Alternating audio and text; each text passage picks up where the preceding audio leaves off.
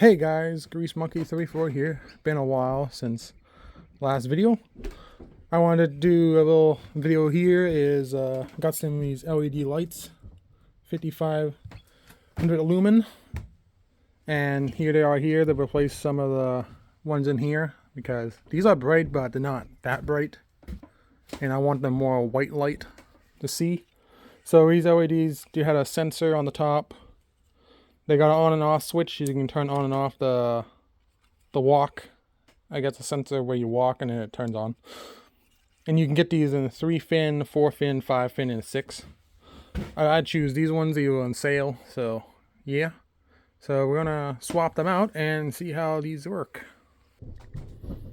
It's pretty easy. Just unscrew the original bulb. These are LEDs. And screw in the new one mostly. It's hard to do it one-handed, but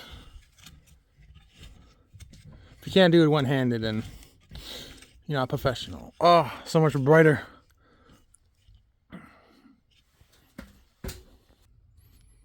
Well, guys, it's definitely brighter now. Got 4 of them in, angled them where I want it, and it's for sure brighter.